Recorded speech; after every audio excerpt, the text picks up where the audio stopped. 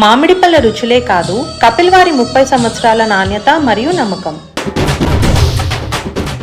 బండెనుక బండి గట్టి పాదారు బండ్లు గట్టి అన్నట్టుగా 27వ తారీఖు నాడు పెట్టిన కారుపాటి రజతోత్సవ సభకు అందరు రావాలి అని కారుపాటోళ్ళు మీటింగ్ల మీద మీటింగ్లు పెట్టుకొని మరీ చెప్తున్నారు. సభను ఎట్లెట్లా నడపాలి, ఏంది సంగతి అని అన్ని ముచ్చట్లు మాట్లాడుకుంటున్నారు. ఇన్నొద్దులు ఎక్కువగా బయటికి రాని కేసీఆర్ సారు గా సభకొచ్చి పెద్ద స్పీచ్ ఇస్తాడు.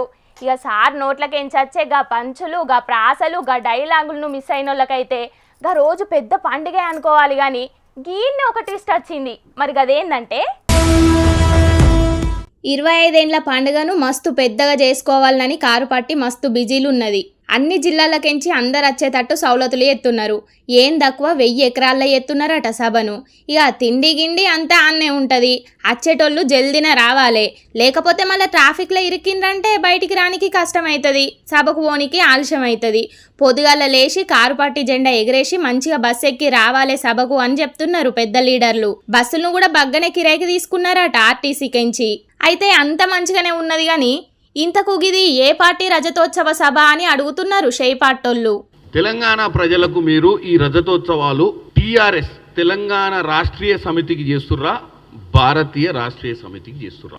నాకు తెలిసి తెలంగాణ రాష్ట్రీయ సమితి అనే పార్టీ 2001లో 2000లో స్టార్ట్ అయినట్టుంది. తర్వాత దాంతోటే మీరు అధికారంలోకి వచ్చి బాగా దోసుకున్న తర్వాత మీకు భారతదేశాన్ని పేరు పెట్టి భారతదేశాన్ని కూడా దోసుకోవాలన్న ఆలోచన వచ్చి టీఆర్ఎస్ని బీఆర్ఎస్గా మార్చిన మీరు మరి 25 సంవత్సరాల మీ కార్యక్రమం రేపు జరగబోయే 27వ తారీఖు సభ బ్యాక్ డ్రాప్లో బీఆర్ఎస్ ఉంటుందా, భారతీయ రాష్ట్రీయ సమితి ఉంటుందా, తెలంగాణ రాష్ట్రీయ సమితి ఉంటుందా అని ఇన్నారు కదా షేపాటి ఎంపీ చామల కిరణ్ కుమార్ రెడ్డి అన్న డౌటు. ఇంతకు గిది టీఆర్ఎస్ పార్టీ రజతోత్సవ సభనా లేకపోతే బీఆర్ఎస్ పార్టీ రజతోత్సవ సభనా అని అడుగుతున్నాడు కిరణ్ అన్న. టీఆర్ఎస్ అని పెట్టి 2-3 ఏండ్ల కింద దానికి బీఆర్ఎస్ అని మార్చిండ్రు. మరి గాలెక్కన ఇప్పుడు మళ్ళీ పార్టీ పేరు మారిందనుకోవాలనా లేకపోతే ఏంది? బీఆర్ఎస్ పుట్టి 2 ఏండ్లే దాటే, మరి గింతల్నే రజతోత్సవం ఎట్లా చేస్తారు అని పెద్ద లాజిక్ లేవట్టిండు ఎంపీ కిరణ్ కుమార్ అన్న. పేరే మార్చినాం, పోరాటం అంతా గదే, గుర్తు గదే. కోడిగుడ్డు మీద ఈకలు వీకినట్టు కాకపోతే గిదిన్నేమంటారు? సభను ఎట్లా అడ్డుకుందామా అని చూసి గా పని కాకపోయే వరకు ఇప్పుడు గీ ముచ్చట్లు మాట్లాడుతున్నారు షేపాటోళ్ళు అని అనవట్టిండ్రు ఎంపీ మాటలిన్న కారుపాటోళ్ళు. కానీ ఇవన్నీ పక్కకు పెడితే ఈ ఐతారం నాడు కేసీఆర్ సారు ఏం మాట్లాడతాడు? ఈ 16 నెలల ప్రజాపాలన మీద ఎసొంటి శాస్త్రాలు చెప్తాడు? మళ్ళా దేశంలో పోటీ చేద్దామంటాడా? రాష్ట్రం గురించి ఏం మాట్లాడతాడు అని మస్తుగా ఎదురుయుత్తున్నారు కారుపార్టీ కార్యకర్తలు. చూద్దామిగా గా సభ అయిపోయినాకనన్నా కేసీఆర్ సారు రాజకీయాల్లో మున్పటి లెక్కుంటాడో లేకపోతే మళ్ళా గట్లనే ఫామ్ హౌస్లో ఉండే నడిపిస్తాడో అని అనవట్టిండ్రు గీ ముచ్చటెరకైన తెలంగాణ పబ్లిక్.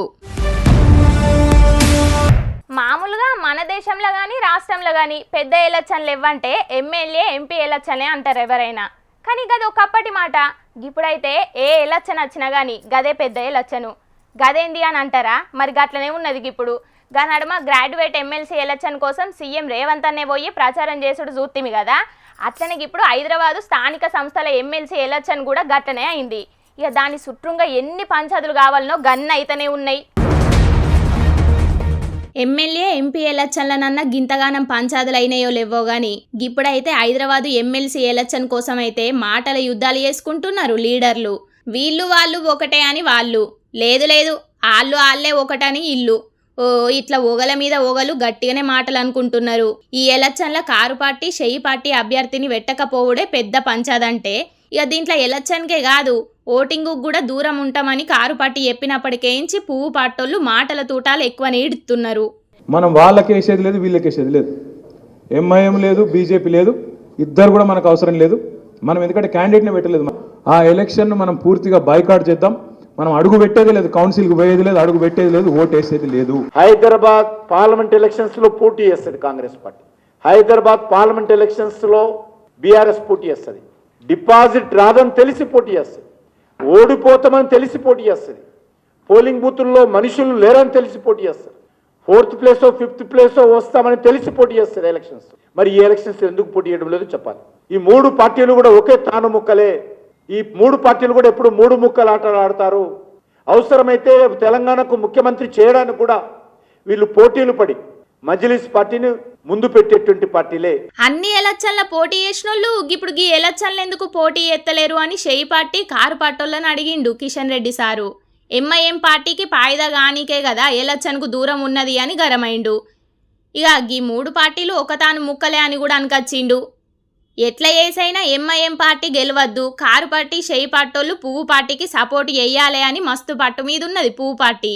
అసలు బలమే లేకున్నా కూడా పోటీ చేసేది మీరు, మమ్మల్ని ఎట్లా అంటారు అని పువ్వు పార్టీ మీద గరమైండు మంత్రి పొన్నం సారు. హైదరాబాద్ ఎమ్మెల్సీ స్థానిక సంస్థల ఎన్నికలకు మొత్తం ఓట్లే 112.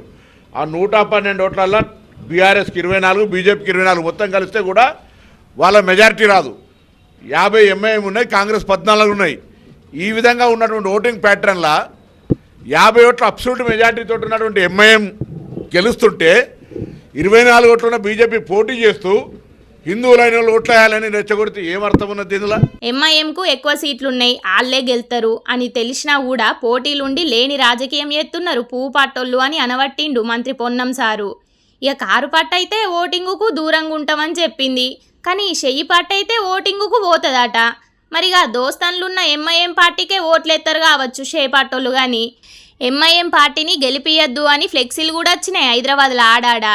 ఇక 23వ తారీఖు నాడయ్యే ఈ ఎలక్షన్ రిజల్టు 25వ తారీఖు నాడు వస్తుంది. ఇక చూడాలి మరి పోటీలున్న ఎంఐఎం పార్టీ గెలుతుందో లేకపోతే ఏదన్నా మ్యాజిక్ జరిగి పువ్వు పార్టీ గెలుతుందో అని ఎదురు చూస్తున్నారు ఈ ముచ్చట ఎరకైన హైదరాబాదు పబ్లిక్కు. సార్ మా నాయన దినాన్ని దాగొచ్చి మమ్మల్ని మస్తుగా ఓడుతుండు సారు, ఎంబటే మా నాయనని అరెస్ట్ చేయుండ్రి అని పోలీస్ టౌన్లోకి పోయిన బుడ్డోళ్ళని చూసినాం. సార్ మా టీచర్ నన్ను కొట్టింది సారు, మా టీచర్ మీద కేసు పెట్టుండ్రి అని పోలీస్ స్టేషన్ మెట్లెక్కిన పిల్లగాళ్ళ ముచ్చట్లు కూడా బగ్గనే విన్నాం. కానీ గిడొక పిల్లగాడు పోలీస్ స్టేషన్కి ఎందుకు పోయిండో తెలితే మీరు కూడా పరిశాన్ అవుతారు. కావాలంటే సూద్దురు పాండ్రి.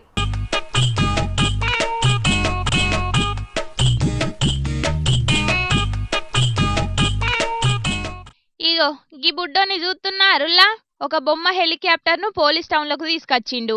ఏమైంది పిల్లగా అని పోలీసు వాళ్ళు అడిగితే ఒకళ్ళ మీద కేసు పెట్టాలే సారు రాసుకోండ్రి అని చెప్పిండట.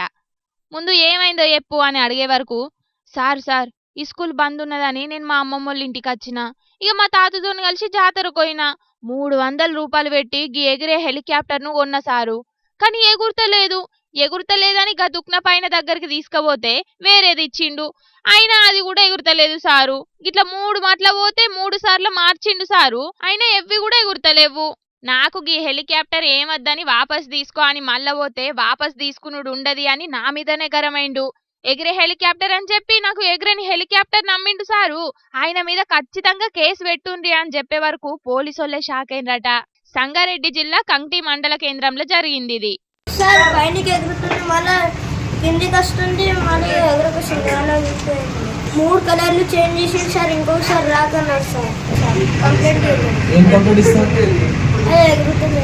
ఎవరి మీద కంప్లీట్ ఇస్తావు? ఆయన మీద 6 కలర్ షాపుల మీద కంప్లీట్ చేయించినావు. ఇక పిల్లగాని హెలికాప్టర్ బాధను అర్థం చేసుకున్న పోలీసోళ్ళు ఒక కానిస్టేబుల్ ను పిల్లగానితోని జాతరకు పంపించిండ్రట.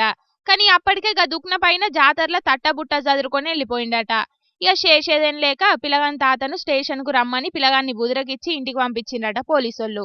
ఇక ఈ వీడియో సోషల్ మీడియాలో వైరల్ అయ్యే వరకు ఓర్ని జాతరలో ఉన్న బొమ్మలు పనిచేయకపోతే పోలీస్ టౌన్ లో పోయిండా అని చూసిన వాళ్ళందరూ మస్తు పరిశాన్ అవుతున్నారు. అవు మరి పైసలేమన్నా చెట్లకు గాతున్నాయా? బరబ్బర్ పైసలు పెట్టినప్పుడు బరబ్బర్ వస్తువులు కూడా పనిచేయాలి.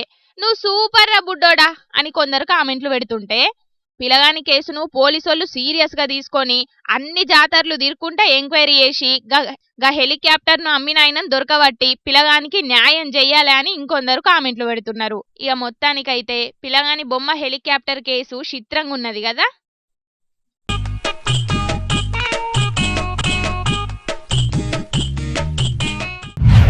అప్పట్లో 151 సీట్లు వచ్చినా ఇప్పట్లో 11 సీట్లకే పరిమితమైన పంకపాటి ముచ్చట లేకుండానైతే ఏపీ రాజకీయాలు నడతలేవు. ప్రతిపక్ష హోదా కావాలి అని సర్కారు మీద ఒక చిన్నపాటి యుద్ధమే ఎత్తున్నాడు జగనన్న. ఇక ఇటు సీఎం బాబు సారు, చిన్న సీఎం పవన్ సారు కూడా జగనన్న మీద గట్టిగానే కారెడ్డాలు ఆడుతున్నారు. ఇక ఇవన్నీ పక్కకు పెడితే ఇప్పుడైతే ప్రధాని మోదీ సారు, ఏపీ సీఎం బాబు సారు, చిన్న సీఎం పవన్ సారు, పాత సీఎం జగనన్న ఈ నలుగురు ఒకటే పారి ఒకటే స్టేజ్ మీద కానత్తే ఎట్లుంటది? అందరు అలుముకొని మాట్లాడుకుంటే ఎట్లుంటది? అగో గసొంటి కార్యమే ఒకటి ముంగటున్నదట. రాజకీయాల్లో ఎన్నడూ ఏదన్నా కావచ్చు, నిమిషం ముంగడదాకా ఎట్లా పడితే అట్లా తిట్టుకున్నోళ్ళు మంచిగా అలుముకొని మంచిగా మాట్లాడుకోవచ్చు. సెకండ్ ముంగట మంచిగా మాట్లాడుకున్న లీడర్లు ఎట్లా పడితే అట్లా తిట్టుకొని బజెట్ల పడచ్చు. అవసరాల కోసం దారులు దొక్కే పాత్రలే తప్ప హీరోలు విలన్లు లేరి నాటకంలో అనిగా సినిమాల డైలాగ్ చెప్పినట్టే ఉంటది కథ. గాని ఇప్పుడైతే మోదీ సారు, బాబు సారు, పవన్ సారు, జగన్ అన్న ఒకటే స్టేజ్ మీద కలుసుకునే ఛాన్స్ ఉన్నదట. కానీ మరి జగన్ అన్న కలుతాడా కలవడా అనేదే తెలియాలి. మే 2వ తారీఖు నాడు రాజధాని పునర్నిర్మాణ పనుల కోసం అమరావతికి వస్తున్నాడు ప్రధాని మోదీ సారు. గా కార్యానికి బాబు సారు, పవన్ సారు ఎట్లయినా పోతారు. మరి జగనన్న సంగతి ఏంది? 3 రాజధానులనే ముచ్చట ముంగటేసుకున్న జగనన్న అమరావతి పునర్నిర్మాణ కార్యానికి పోతాడా పోడా అని ముచ్చట నడుతున్నది ఏపీలా. గపట్ల 2015లో అమరావతి రాజధానికి మోదీ సారు శంకుబండ వాతిన రోజు కూడా ప్రతిపక్ష లీడర్గున్న జగనన్న ఓనే లేదు. సరే గప్పటి సంగతి పక్కకు పెడితే రాష్ట్రం విడిపోయినప్పటికేంచి రాజధాని లేని రాష్ట్రంగా రికార్డు కొట్టింది అని ఏపీ మీద చాలా మంది కారెడ్డాలాడిన ముచ్చట ఎరికేనాయే. ఇప్పటికన్నా ఒక రాజధాని ఉంటే మంచిగా ఉంటుంది అని రాజకీయాలన్నీ పక్కకు పెట్టి రాష్ట్రం కోసం అమరావతి రాజధాని పునర్నిర్మాణ కార్యానికి జగనన్న పోతేనే మంచిగా ఉంటుంది. 3 రాజధానులన్న మాట నిజమే గాని అమరావతికైతే వ్యతిరేకం కాదు అని చెప్పినట్టయితది అని కొందరు అంటుంటే, గప్పుడు 3 రాజధానులని మళ్ళగిప్పుడు అమరావతి కార్యానికి పోతే రాజకీయంగా నిలకడ లేదనే మాట వస్తుందేమో అని ఇంకొందరు అంటున్నారు. ఇక మరి చూడాలే, గప్పుడు పిలిచినట్టే గిప్పుడు కూడా జగనన్నను పిలుస్తారో లేకపోతే గప్పుడే రానైనను గిప్పుడు ఎందుకు పిలవాలే అని సప్పుడేకుంటారో.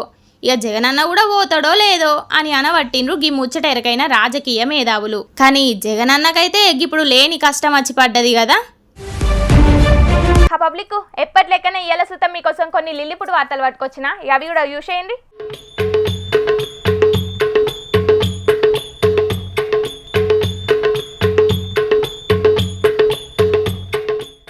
అబ్బబ్బబ్బబ్బబ్బా ఏమెండలు కొడుతున్నాయిలా. పొద్దుగాల 10 గంటలకు మాడు వలిగేటట్టు దంచి కొడుతున్నాయి కదా. ఇక ఎండలకు గుడ్లు ఆమ్లెట్లైన ముచ్చట్లు బగ్గనే చూసినాం గాని గిడ చూసిండ్రానుల్లా పొట్టు తిత్తున్న గీ గుడ్డైతే ఏకంగా ఎండకే ఉడికిందట. పట్నం గణేష్ నగర్ లాగా అనొచ్చింది ఇది. అయితే ఆమ్లెట్ వేసుకుందామని దుకాణంలో పోయి గుడ్లను కొనుకొచ్చిందట ఓ అక్క. ఇక ఎగ్గు ట్రైలకెంచి గీ గుడ్డు తీసి వలకు కొడుతుంటే అస్సలకే వలగలేదట. కానీ ఉడకబెట్టిన గుడ్డు లెక్క పచ్చెలు వలిగినట్టే వలిగిందట. ఆగో గుడ్డుకేమైంది గిట్లయితున్నదేంది? కొంపదీసి దుక్న పొల్లేమన్నా ప్లాస్టిక్ గుడ్లను గిట్ల అమ్మిన్రా ఏందని పరిశాన్ అయిందట. కానీ మొత్తం పొట్టు తీసి చూసే వరకు అచ్చం స్టవ్ మీద కదా ఉడకబెట్టినట్టే ఉడికిన గుడ్డును చూసి గిదెక్కడి ఇచ్చంత్రమో ఏందని మస్తు పరిశాన్ అయిందట. ఇక ఎంబటే గీ ముచ్చట్ను ఆడున్న చుట్టుముట్టోళ్ళకి చెప్పే వరకు గిట్ల చిత్రమే ఉన్నది. ఎండలేమన్నా తక్కువ కొడుతున్నాయా? గా ఎండల గర్మికి దుక్నంలో పెట్టిన గుడ్డు ఉడికినట్టు ఉన్నది అని అనుకుంటున్నారట ఆడున్న పబ్లిక్. ఉడకబెట్టక ముందే గుడ్లు గీ తీరుగా ఉడికినాయంటే ఇక రేపు కొట్టే ఎండలకు చికెన్ను కూడా ఎండల పెడితే దెబ్బకు ఫ్రై అవుతుండొచ్చని అంటున్నారు గిది చూసినోళ్ళు. మొత్తానికి ఎండలు చేయబట్టి గుడ్డును ఉడకబెట్టే తిప్పలు తప్పినాయని కామెంట్లు పెడుతున్నారు ఇంకొందరు.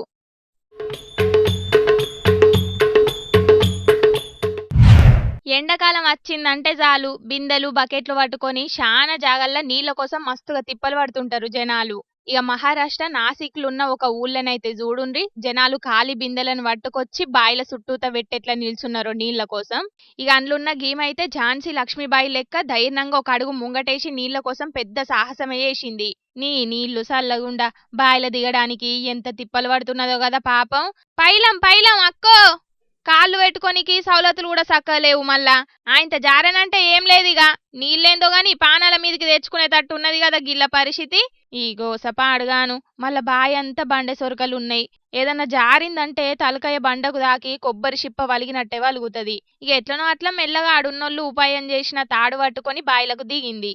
ఎన్నో అడుగుకు బండె సొరకలల్లా గిన్నని నీళ్లున్నాయి. ఇక నీళ్ళని దేవులాడుకుంటా బిందెలు నింపుకొని తీసుకుపోతున్నారు గిట్లా ఆడున్న పబ్లిక్. ఒక బిందెడు నీళ్లు కావాలంటే పానాలతోని చెలగాట మాడాల్సిందేనన్నట్టున్నది పరిస్థితి.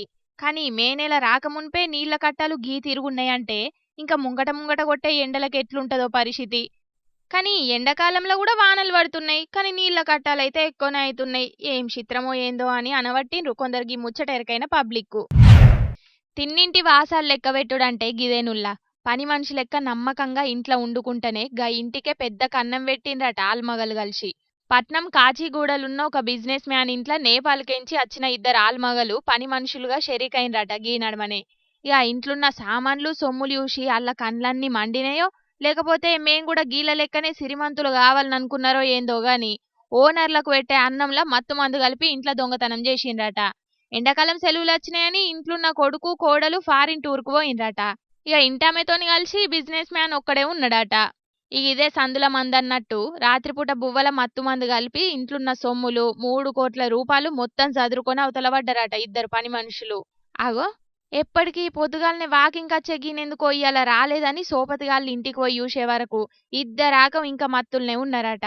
ఇక ఎంబటే వాళ్ళను దవాఖానలో షెరిగా చేసిండ్రు. ఇక ఈ ముచ్చట మీద పోలీసులకు కంప్లైంట్ చేసే వరకు వాళ్ళు కేసు బుకింగ్ చేసుకుని ఎంక్వైరీ చేసే పనిలో పడ్డారట. చూసిండ్రు కదా పబ్లిక్ దొంగలు ఎట్లా మోపైనరో. నమ్మకంగా ఉండుకుంటేనే చోరీలు ఎత్తున్నారు గిట్లనే చాలా మంది. గందుకే గిసొంటోళ్లతోని జర పైలమ్మరి. హా పబ్లిక్ తెచ్చిన కాడికి ముచ్చట్లన్నీ చెప్పేసిన ఎట్లున్నాయిల్లా మస్తు మస్తుగా ఉన్నాయిలే. ఇక ఇవుల్లా తాజా పంట సమర్పించు ఎల్టీ జోర్దార్ వార్తలు. మళ్ళొచ్చే జోర్దార్ వార్తలల్లా మస్తు జోర్దార్గా అందరం కలుసుకుందాం. అప్పటిదాకా చూస్తూనే ఉండుని హెచ్ఎం టీవీ.